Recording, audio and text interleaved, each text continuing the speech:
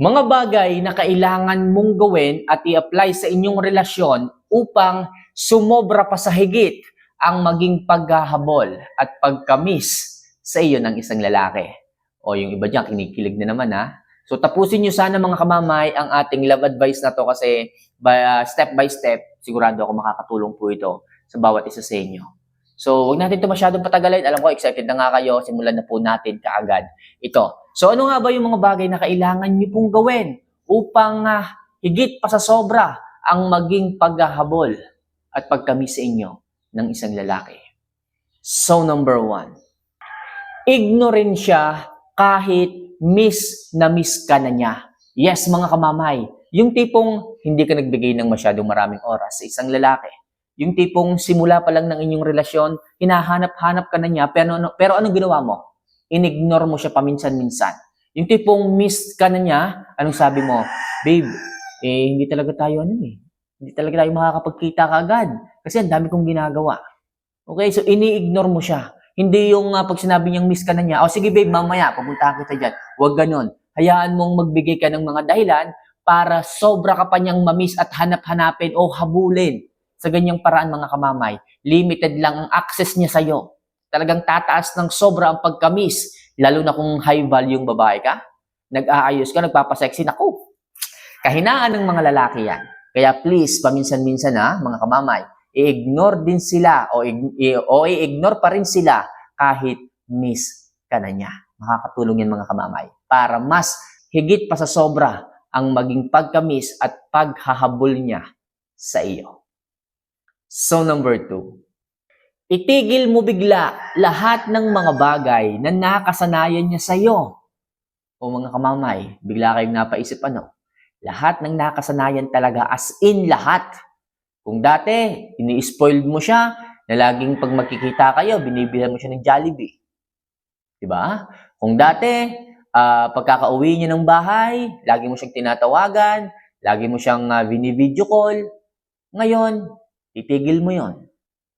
Kung dati naman, pag uwi niya ng bahay, galing trabaho, naglalabing-labing kayo, itigil mo yon. Paminsan-minsan. O kaya naman, kung kayo is LDR, o mga ka-LDR dyan, pag nag-uusap kayo, may something na pa-open-close na ganyan, ngayon, alisin niyo po muna yon. Sigurado ako, hahabulin ka ng isang lalaki at mas manggigigil pa yon. Mamimiss ka niya. Hahanap-hanapin niya yung mga bagay na nakasanayan niya sa iyo Tapos bigla mong itinigil, bigla kang hindi nagparamdam, biglang nabawasan ng oras mo sa kanya, mararamdaman yun ng isang lalaki. Mararamdaman yun at talagang hahanap-hanapin ka niya at mamimiss ka niya ng sobra. Kaya mga kamamaya, itigil nyo yung mga bagay na nakasanayan niya sa inyo dati. Sigurado po ang pagkamis o yung paghahabol nila sa inyo ng higit pa sa sobra. So next, kayanin po talaga ninyo ang paglayo kung sobrang toxic na siya sa inyo. Yan mga kamamay, huwag niyo pong isipin palagi na tipong kailangan, nagpaparamdam ako sa kanya. Kailangan, nandito pa rin ako sa kanyang tabi. Mga kamamay, kung alam niyo pong toxic na po ang isang lalaki sa inyong relasyon, yung tipong ulit-ulit na lamang yung problemang nangyayari, yung tipong kahit ayusin mo, kahit mag-usap kayo, ulit-ulit pa rin at nangyayari ulit yung mga problemang gano'n dahil sa hindi niya makontrol ang kanyang sariling gumawa ng pagkakamali. Dahil dahil hindi niya nakikita ang halaga mo dahil palagi kang nandyan. Pero kung ang gagawin mo ay lumayo, kung alam mong toxic at paulit-ulit na lang ang problema, hindi masabihan kahit nag-uusap na kayo, mga kamamay, lumayo muna kayo. Huwag muna kayo magparamdam kung kinakailangan. Toxic na Gusto nating ipaalam sa isang lalaki kung ano ang kanyang buhay nang wala ka. Kung kinaya niya o mas naging masaya siya nang wala ka sa kanyang buhay, ibigay mo na sa iba. Okay? Ibigay mo na sa iba, hindi kanya kailangan. Nagiging laruan ka lang niya kapag kaganyan. Pero kung ang isang lalaki malulungkot, hahanapin ka, iiyak, magmamakaawa, hihingi ng tawad, walang problema. Patawarin mo as long as may natutunan sa pangyayari ang isang lalaki. Kaya kung kinakailangan, lumayo muna kayo, mag-no contact rule, mabang paramdam, magbago sa isang lalaki kung toxic na ang kanyang ugali na ipinakikita sa inyo. So next, After ng paglayo, ipakita mong masaya at mas naging masaya ka simula nung nag-isa ka. Yes, mga kamamay, wala nang iba pang tatalo sa revenge na ganito. Hindi naman to yung revenge na talaga nakasakit ka. Pero yung revenge, yung guilty sa kanyang sarili, mararamdaman talaga niya. Ipakita mo after ng paglayo mo sa kanya, mas nagbago, mas sumaya, mas gumanda ka. Mag-self-improve ka, kamamay, sa paglayo mo. At talagang makikita ng isang lalaki na talagang siya ang problema, na siya talaga dapat ang magbago sa pagbabalik niya sa iyo. Hindi po pwedeng kapag lumayo ka lalo kang magpakasira. Hindi po pwedeng kapag ka lumayo ka lalo kang magpakalosyang. Tatawanan ka niyan. Baka hindi ka balikan yan. Ipakita niyo na dapat siya yung magsisi. Ipakita niyo na dapat siya ang mag-isip o magbago dahil siya talaga yung toxic sa inyong relasyon. Anong gagawin? After ng paglayo, magpaganda. Ipakita mo ang pagiging masaya mo, ang pagbabago mo nang wala siya. Sa ganyang paraan, lubos pa sa higit ang magiging pagkamis at paghahabol niyan sa iyo. Liwanag tayo dyan, mga kamamaya. So next, huwag kang maging demanding sa mga bagay na hindi niya kayang ibigay sa iyo. Mga girls, ang dami niyong ganito.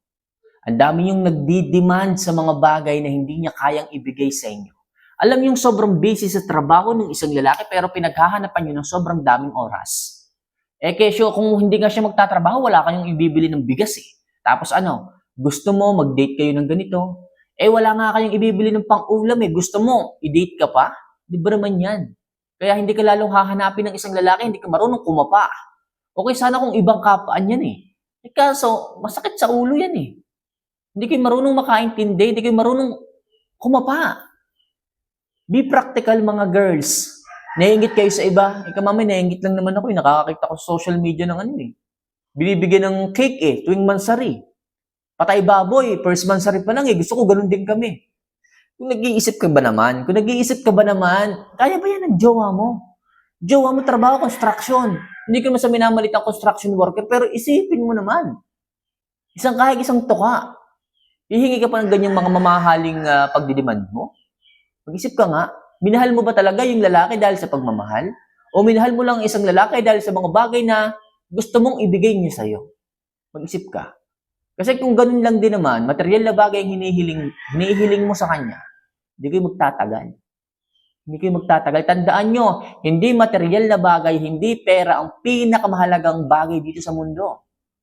Tatandaan nyo yung mga kamamay. Kaya please, huwag kayong magdi-demand o hihingi o mamimilit sa isang lalaki na ibigay yung mga bagay na hindi niya kayang ibigay sa inyo. Kaya sigurado ako na talagang hindi ka hahanapin o mamimiss, hahabulin ng isang lalaki kapag kaganyan ang ugali mo. Okay? So next, palaging piliing maging mabuti. Yan, bilang isang babae, dapat kayo yung mabuti. Dapat kayong nakakapagpasensya sa lahat. Kaya dapat kayo ang maging malawak ang pang-unawa.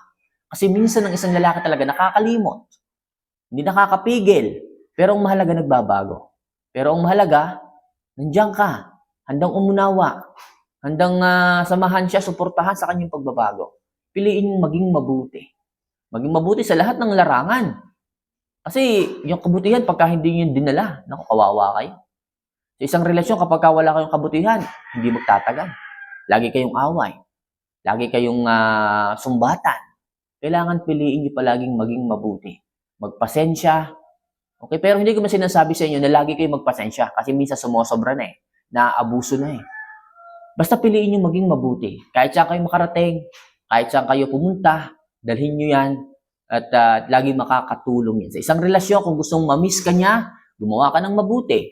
Okay, pagsilbihan mo siya, alagaan mo siya, maging concern ka sa kanya, maging mabait ka sa kanya. Siyempre, huwag mo siyang awayin kasi hindi nakabutihan yun. Ang pang-aaway, ang pananakit, hindi nakabutihan yun. Kaya please, hanggat maaari, maging mabuti kayo sa inyong mga partner. Alam nyo ang tama. Kaya kailangan nyong gawin ang dapat. Alam nyong mali ang makipag-chat sa ibang mga lalaki. Alam nyong mali ang makipagkita sa inyong mga ex. Bakit kailangan nyong gawin? Piliin yung maging mabuti. At kailangan nyo piliin ang mga dapat kaysa sa hindi dapat. Okay? So, yun lang muna sa ngayon, mga kamamay, ang mga bagay na kailangan nyong gawin upang lubos pa sa higit ang maging paghahabol at pagkamis sa inyo ng isang lalaki. For more love advice and tips na kagaya nito, huwag niyo sana nakalimutan na mag-subscribe, mag-like, at mag-comment din po dito. Sa mga gustong magpa-love advice, mega shoutout nga pala kay CJ. Ayan, so CJ, ito yung ating binigyan ng love advice last week. Sana kahit paano mapanood mo to, kaya nagpapa-advise, nagpapa-shoutout o mega shoutout po sa iyo. So keep safe dyan sa Oman. See you for our next vlog, mga kamamay. Mahal ko po kayo, ha. Paalam.